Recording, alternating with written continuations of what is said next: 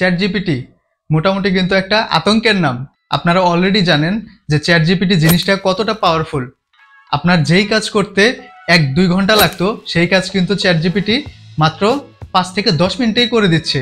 এবং রিসেন্টলি আমি কিন্তু একটা ভিডিও বানিয়েছি যেখানে মাত্র 2-3 মিনিটে আমি একটি গেম বানিয়ে ফেলেছি এই চ্যাট জিপিটি দিয়ে। আপনারা চাইলে ভিডিওটি দেখে নিতে পারেন, আমি ডেসক্রিপশনে অথবা আই বাটনে ভিডিও লিঙ্কটি দিয়ে দেব।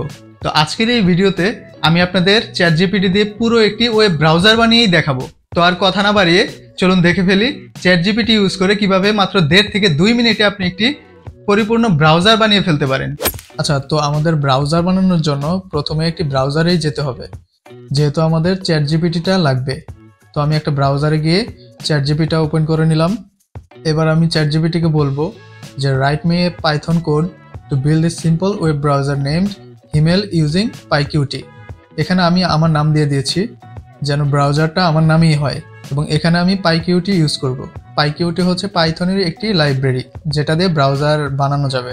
তো আমি এবার এন্টার দেওয়ার পরে দেখুন চ্যাট জিপিটি কিন্তু আমাদের জন্য কোড লেখা শুরু করে দিয়েছে। খুব বেশি সময় লাগবে না আশা করি। দেখুন আমাদের কোড কিন্তু রেডি। চ্যাট জিপিটি কিন্তু মাত্র আমাদের অল্প কয়েকটা লাইন লিখে দিয়েছে। তো আমি কোডটা কপি করে নিলাম। এবার আমি ডেস্কটপে চলে আসলাম এবং এখানে ভিজুয়াল স্টুডিও কোড এডিটরটা ওপেন করে নিলাম। এবার আমি ডেস্কটপে একটা ফোল্ডার ক্রিয়েট করব। ফোল্ডারের নাম দিচ্ছি আমি হিমেল ব্রাউজার। ওকে, এবার আমি আমাদের প্রজেক্টের ফোল্ডারটা ভিজুয়াল স্টুডিওতে ওপেন করে নিলাম। এখানে আমি একটা ফাইল ক্রিয়েট করে নিলাম যেটার নাম দিলাম browser.py। এবার চ্যাট জিপিটি আমাদের যে কোডটা দিয়েছে, যেটা আমি কপি করে নিয়েছিলাম, সেটা এখানে Ctrl+V দিয়ে পেস্ট করে দিলাম। এবার আমি কোডটা রান করি, দেখি কি অবস্থা।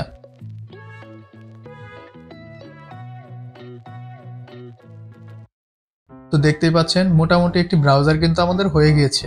কিন্তু দেখুন ব্রাউজারটা যখন আমি ম্যাক্সিমাইজ করছি, ব্রাউজারটা কিন্তু ছোটই থেকে যাচ্ছে। তো আমাদের ব্রাউজারটা ফুল উইথ করতে হবে।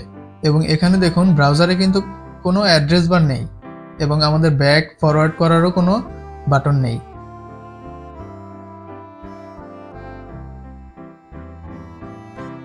তো আমি আবার চ্যাট জিপিটিতে চলে যাব এবং চ্যাট জিপিটিকে বলবো যে ব্রাউজারটা তুমি ফুল উইথ করে দাও এবং সাথে কিছু বেসিক ফাংশনালিটি অ্যাড করো, যেমন অ্যাড্রেস বার এবং ব্যাক ফরওয়ার্ড বাটন।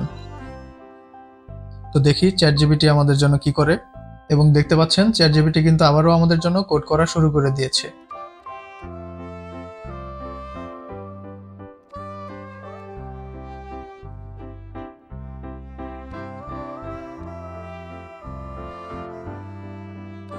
এবং খুব অল্প সময়ের মধ্যেই কিন্তু আমাদের কোডটা রেডি হয়ে গিয়েছে। এবার চলুন মডিফাই করা এই কোডটা আমরা আবার পাইথনে রান করে দেখি।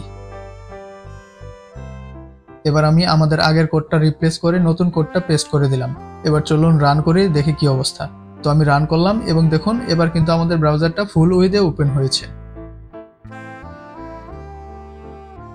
এবং দেখুন এখানে আমাদের কিন্তু একটি সার্চ বারও অ্যাড হয়ে গিয়েছে এবং এই পাশে ব্যাক ফরওয়ার্ড বাটনও কিন্তু অ্যাড হয়ে গিয়েছে।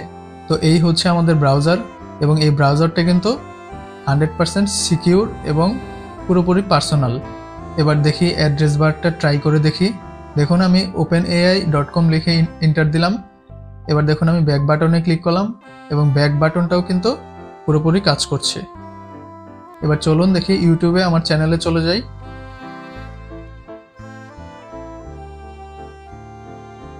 দেখুন আমার চ্যানেল ওপেন হয়ে গিয়েছে এবং আমাদের পার্সোনাল ব্রাউজার কিন্তু রেডি। এবং আপনি চাইলে কিন্তু আরও বিভিন্ন ফাংশন অ্যাড করতে পারেন। জাস্ট চ্যাট জিপিটিকে বলবেন এবং চ্যাট জিপিটি কিন্তু আপনার জন্য সব ফাংশনালিটি অ্যাড করে দেবে। এবার আপনারা চাইলেও আপনাদের নিজের নামে একটি পার্সোনাল ব্রাউজার চ্যাট জিপিটি দিয়ে কিন্তু বানিয়ে ফেলতে পারেন।